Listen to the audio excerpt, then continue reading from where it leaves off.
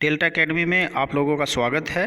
और आज हम लोग चर्चा करने जा रहे हैं भारत में जो विभिन्न राज्य हैं उनका अस्तित्व कैसे आया और इसके पीछे क्या क्या कारण थे, उन्हीं को जानने की कोशिश करेंगे। दोस्तों, टॉपिक जो है वो है भारत में केंद्र शासित प्रदेश और राज्यों का उद्भव, और इसका संबंध संविधान के जो भाग 1 है उससे है, जिसके अंतर्गत अनुच्छेद 1 से लेकर 4 तक की व्याख्याएं की गई हैं। दोस्तों, पहला जो टॉपिक हम इस पर चर्चा करेंगे, ये जानने की कोशिश करेंगे कि जो भारत है वो क्या है। अगर हम संविधान के अनुच्छेद 1 के अंतर्गत बात करते हैं तो इसके अंतर्गत यह नाम दिया गया है भारत को, जिस पर चर्चा भी थी कि भारत का नाम या तो उसका जो प्राचीन समय से एक परंपरागत नाम है जिसे हम भारत कहते हैं वह रहने दिया जाए, या कुछ लोग जो आधुनिक नाम था उसकी भी वकालत कर रहे थे, जिसमें जो नाम दिया गया था जो पश्चिमी जो शक्तियाँ थीं, चाहे वो यूरोपियन शक्तियाँ हों या फिर दूसरे और देशों से, तो वो भारत को जो है इंडिया के नाम से जानती थी, इसलिए इस नाम पर भी चर्चा की गई और संविधान निर्माताओं ने इन दोनों नामों को स्वीकार किया और संविधान सभा ने एक वर्ड दिया इंडिया, जो कि भारत है, अर्थात इंडिया दैट इज़ भारत। तो दोस्तों, इसके अंतर्गत जो भारत है या इंडिया जो है वो कैसा है, इसके बारे में चर्चा है।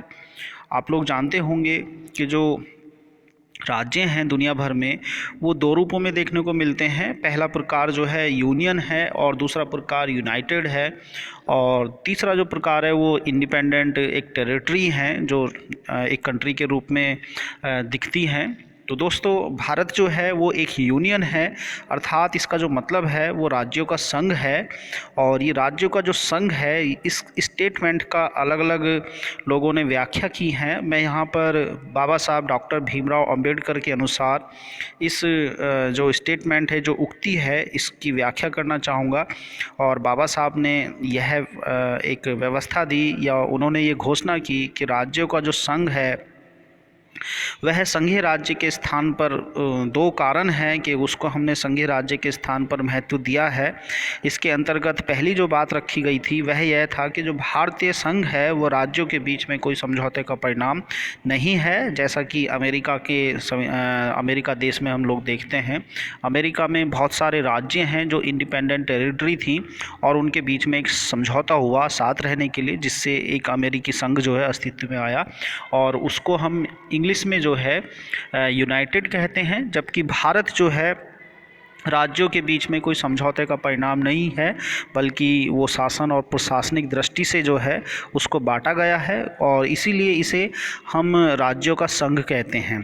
दोस्तों, यह संघ जो है इस बात पर भी आधारित है कि जो संघ है यह विभक्त नहीं हो सकता है, पूरा देश एक है, और केवल जो बंटवारा है देश का वो प्रशासनिक सुविधा की दृष्टि से है। दोस्तों, आगे चलते हैं। इस बात में जो व्यवस्था रखी गई उसके अंतर्गत कौन कौन सी बातों को हम बात करेंगे, तो भारत के जो आर्टिकल 1 है, अनुच्छेद 1, उसके अनुसार भारतीय क्षेत्र को हम 3 भागों में बांट सकते हैं। पहला भाग आप देख रहे हैं जिसे हम राज्यों के क्षेत्र के रूप में जानते हैं, दूसरा भाग हमारा संघ क्षेत्र के रूप में जाना जाता है, और तीसरा भाग ऐसा भी हो सकता है जो किसी भी समय हमारे देश के द्वारा किसी भारी क्षेत्र को अपने अंदर अधिग्रहित किया गया हो और उसको समाहित किया गया हो। इस प्रकार से हम अनुच्छेद 1 के अनुसार जो है 3 भागों की बात करते हैं कि भारत में 3 प्रकार के राज्य समाहित हो सकते हैं या क्षेत्र समाहित हो सकते हैं, जिसके अंतर्गत स्टेट, यूनियन और ऐसे पार्ट जो किसी समझौते के द्वारा या किसी आक्रमण के द्वारा अधिग्रहित किए गए हों। दोस्तों, वर्तमान में जो हमारा देश है उसके अंतर्गत 4 जो वो हैं देखने को मिलते हैं हमारे यहाँ पर। एक मिनट वेट करेंगे। जो देश है हमारा उसके अंतर्गत वर्तमान में जो यूनियन टेरिटरी हैं वो इस प्रकार हैं। पहली जो यूनियन टेरिटरी है आप लोग जानते होंगे, अभी हाल ही में 2 यूनियन टेरिटरी बनाई गई हैं जिसे हम जम्मू कश्मीर और लद्दाख के रूप में जानते हैं। ये जम्मू कश्मीर का पार्ट है और इसी लगभग इस टाइप से करके इसका क्षेत्रफल बटा हुआ है। दूसरा एक पुराना यूनियन टेरिटरी चंडीगढ़ है और दो यूनियन टेरिटरी को दमन और दीव और दादर नगर हवेली, ये पहले दो अलग अलग यूनियन टेरिटरी हुआ करती थी जिसे अब एक मर्ज कर दिया गया है। इस प्रकार से ये एक ही यूनियन टेरिटरी के रूप में काउंट हो रही है। और एक यूनियन टेरिटरी है हमारी लक्षद्वीप। लक्षद्वीप में छोटे छोटे जो ये अरब सागर में पड़ने वाले आइलैंड्स हैं, जो द्वीप हैं, उनको मिलाकर के एक यूनियन टेरिटरी बनाई गई है लक्षद्वीप। इसमें लगभग 46 के आसपास के जो द्वीप हैं वो समाहित हैं। दोस्तों, एक दिल्ली जिसे हम कैपिटल के रूप में भी जानते हैं, साथ ही साथ एनसीटी नेशनल कैपिटल रीजन के रूप में भी जानते हैं, तो दिल्ली भी एक यूनियन टेरिटरी है। और पुदुचेरी की अगर हम बात करते हैं तो पुदुचेरी के अंतर्गत 4 क्षेत्र को मिलाया गया है और उन चारों क्षेत्रों को मिलाकर एक यूनियन टेरिटरी बनाई गई है। दोस्तों, अंडमान एवं निकोबार जो बंगाल की खाड़ी में, बे ऑफ बंगाल में पड़ने वाले आइलैंड्स हैं, उनको मिलाकर के एक यूनियन टेरिटरी बनाई गई। इस रूप में आप देख सकते हैं 1 2 3 4 5 6 7 और 8। तो वर्तमान में जो हैं 8 यूनियन टेरिटरी अस्तित्व में है भारत में। और जो राज्य हैं उनकी संख्या जो है वर्तमान में 28 राज्य हैं। पहले 29 थी, जो जम्मू कश्मीर को हटा करके अब 28 रह गई है। तो इस रूप में आप इसे याद रखेंगे। आगे देखते हैं दोस्तों, ये कुछ इंडियन स्टेट्स हैं। मैं यहाँ पर इस बात पर फोकस नहीं करूँगा कि जो इनका नेम है ये क्या है, ये बस आप लोगों की याद की दृष्टि से मैंने इसे रखा है और आप लोग इसे देखेंगे। Land of the high passes किसे कहते हैं, लद्दाख क्षेत्र है, इसी टाइप से आप देख सकते हैं। अगर इस क्षेत्र को देखते हैं तो इसका नाम है ऋषि कश्यप लेक और ये कश्मीर में पाई जाती है। होम ऑफ स्नो माउंटेन्स, जिसे हम हिमाचल प्रदेश के रूप में जानते हैं। द 5 वाटर्स मतलब पंजाब। और विष्णु अबोर्ड, विष्णु का जो घर है, वो निवास स्थान है, वो हरियाणा माना जाता है, हरी से लिया गया है। द नॉर्दर्न पार्ट, जिसे उत्तराखंड कहते हैं। नॉर्दर्न टेरिटरी, जिसे उत्तर प्रदेश के रूप में जानते हैं। लैंड ऑफ किंग, राजस्थान, राजाओं का एक देश राजस्थान, जिसे लैंड ऑफ किंग के रूप में। The land of Gujjars, Gujarat, गुज्जरों का देश। The great nation, Maharashtra. The central territory, Madhya प्रदेश।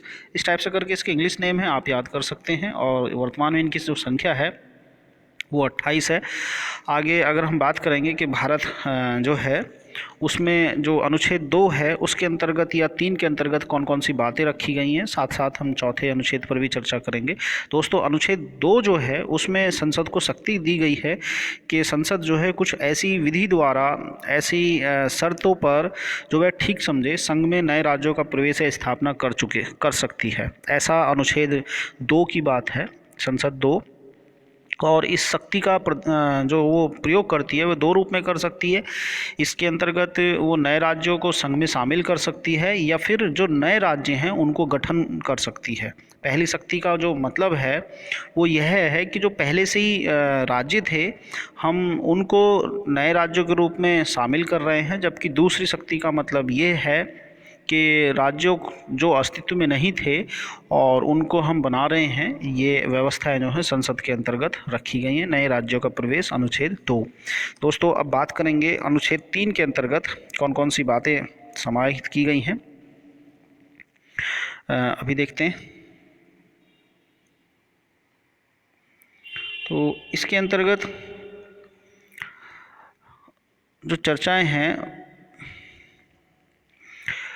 हम राज्य पुनर्गठन आयोग हेतु संसद की शक्ति के बारे में बात कर रहे हैं। राज्यों के जो पुनर्गठन है वो कैसे किए जा सकते हैं, और इसके अंतर्गत जो है ये अनुच्छेद 3 के अंतर्गत आती है, जिसमें हम लगभग 4-5 प्रकार के रूप में संसद की शक्ति का प्रयोग कर सकते हैं। इसमें पहला जो टॉपिक है नए राज्यों के निर्माण से संबंधित है, नए राज्यों का निर्माण। दूसरा टॉपिक नए राज्यों के क्षेत्र को बढ़ावा देना, नए राज्यों के क्षेत्र को घटाना, और जो राज्यों की सीमाएं हैं, जो बाउंड्रीज़ हैं, उसको चेंज कर सकते हैं और नए राज्यों के नाम में परिवर्तन कर सकते हैं। दोस्तों, पहले की अगर हम बात करेंगे नए राज्यों के निर्माण की, तो नए राज्यों का निर्माण जो है या तो जो वर्तमान राज्य है उसी का कुछ क्षेत्र को अलग करके हम एक नया राज्य बना सकते हैं, या फिर 2 से जो अधिक राज्य हैं, 2 या 2 से अधिक राज्य, उनको मिलाकर के या उनके कुछ भाग को मिलाकर के हम एक राज्य का निर्माण कर सकते हैं। साथ ही साथ किसी राज्य क्षेत्र को किसी राज्य के भाग के साथ मिलाकर एक नए राज्य का निर्माण भी कर सकते हैं। मान लो जैसे उत्तराखंड है और उसका लगता है कि हमें अभी कुछ हिस्सा यूपी में भी होना चाहिए, तो यूपी से काट करके हम उत्तराखंड में मिला सकते हैं। इस बात को हम ये कह रहे हैं कि किसी राज्य को किसी राज्य के भाग के साथ मिलाकर नए राज्य का निर्माण करना। तो ये सब जो शक्ति है अनुच्छेद 3 के अंतर्गत दी गई है। अगर हम दूसरी शक्ति की बात करते हैं राज्यों को, तो इसके अंतर्गत राज्य के क्षेत्र को बढ़ा सकती है, जो हमने अभी बात की है। इसके किसी राज्य को घटा भी सकती है, साथ ही साथ उसकी सीमाओं में बदलाव हो सकता है। ये सब एक ही बात है दोस्तों। और अनुच्छेद 2 के अंतर्गत जो मोस्ट इम्पोर्टेंट बात है वो यह है कि इस शक्ति का प्रयोग जो है वो किस रूप में कर सकती है। तो इसके अंतर्गत भी 2 प्रकार हैं शक्तियों के प्रयोग के, कि जो नए राज्यों का निर्माण या उनके नाम में परिवर्तन होगा वो किस रूप में होगा। तो पहली बात जो है, संसद कोई अध्यादेश राष्ट्रपति की पूर्व मंजूरी के बाद ही संसद में पेश किया जा सकता है। इस बात का मतलब ये है कि हम संसद में जब कोई ऐसा अध्यादेश लाते हैं जो राज्यों के निर्माण से संबंधित हो, तो उसमें हमें पहले राष्ट्रपति की मंजूरी लेनी पड़ेगी। राष्ट्रपति का मतलब होता है कार्यपालिका, जो हमारी कैबिनेट है, उसकी मंजूरी। दोस्तों दूसरा जो शक्ति का प्रयोग का तरीका है वह यह है कि जो राष्ट्रपति है अपनी संस्तुति से पहले वो राज्यों के विधानमंडलों से ये जान लें कि क्या वो राज्यों के नाम में या परिवर्तन में वो चाहते हैं, उनकी सहमति ले ले। तो विधानमंडल की सहमति है जिसे विधानमंडल को एक निश्चित समय के अंदर भेजा जाता है राष्ट्रपति के लिए।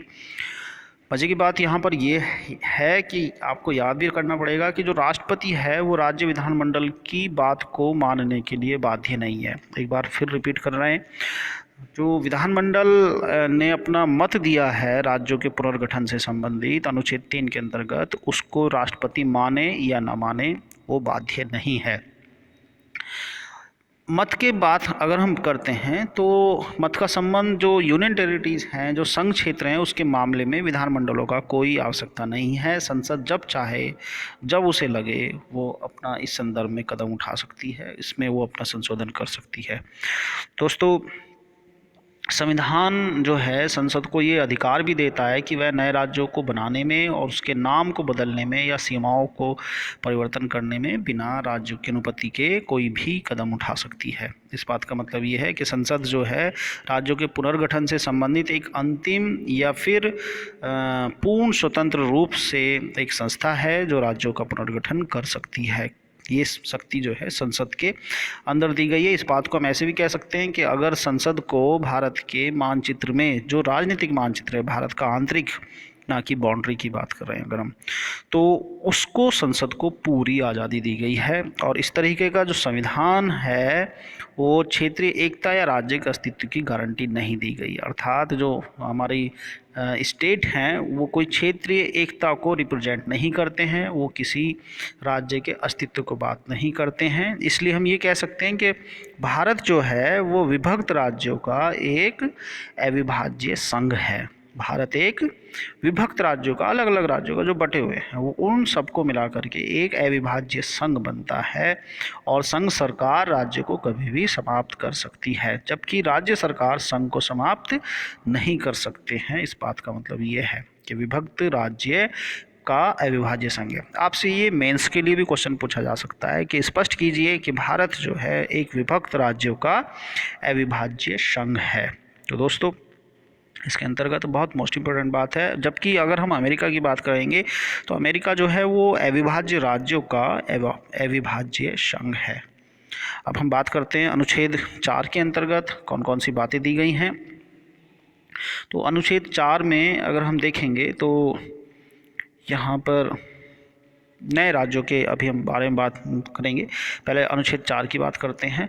तो अनुच्छेद 4 में जो घोषणा है वो नए राज्यों के प्रवेश के गठन के अंतर्गत जो अनुच्छेद 2 में विधियाँ दी गई हैं और अनुच्छेद 3 में जो विधियाँ दी गई हैं उनको लागू करने के लिए या उनमें परिवर्तन करने के लिए संविधान के अनुच्छेद 368 के तहत संशोधन की जरूरत नहीं समझी जाएगी।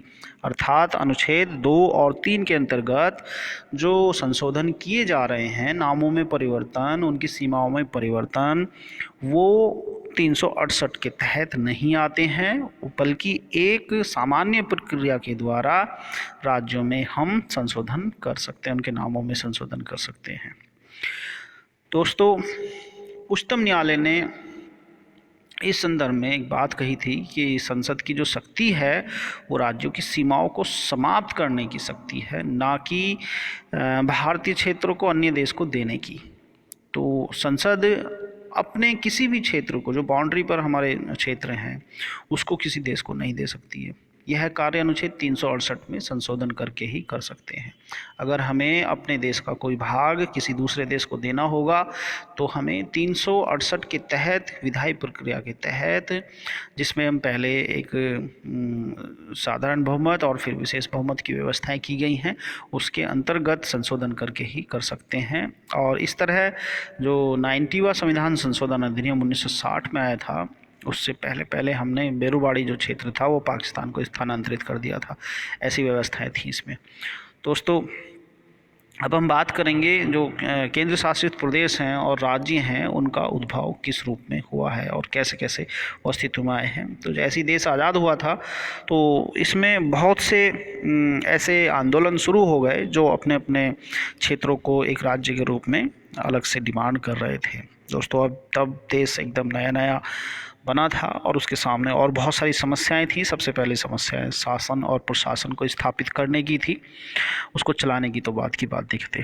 लेकिन सब जो लोग थे अपनी अपनी राजनीति से जो प्रेरित समूह थे, उन सब लोगों ने विशेष रूप से दक्षिण भारत के जो राज्य थे वहाँ से भाषाई आधार पर और बहुत सारे कारणों से जो नए राज्य थे उनकी मांग उठने लगी।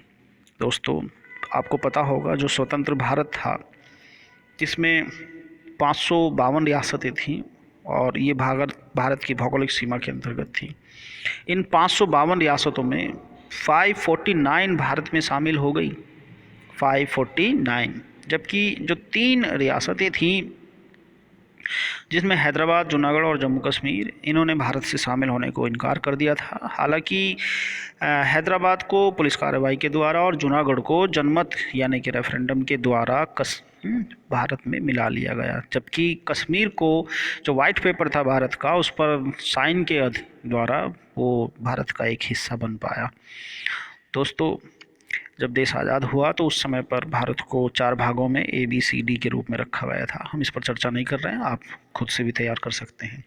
अब हम बात करेंगे जो भारत की जो देसी रियासतें थी, उसका शेष भारत में जो एकीकरण किया गया, जो उनमें मिलाया गया, वो अस्थायी व्यवस्था थी और बाद में उनको एक करके राज्यों को प्रशासनिक दृष्टि से बनाने की ज़रूरत की गई थी। इसलिए जून 1948 में भारत सरकार ने एस.के.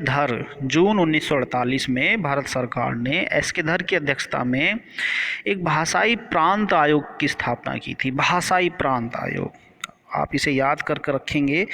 कलर चेंज कर लेते हैं। भाषाई प्रांत, ये क्या था? एस.के. धर आयोग एक भाषाई प्रांत था, भाषा के आधार पर। कब स्थापना हुई? 1948 में, जून 1948 में एस.के. धर की स्थापना की गई, जिसका जो था वो भाषा के आधार पर किया गया था।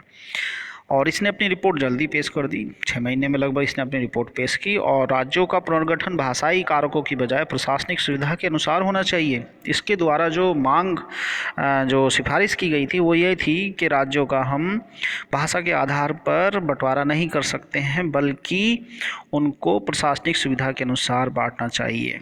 क्यों?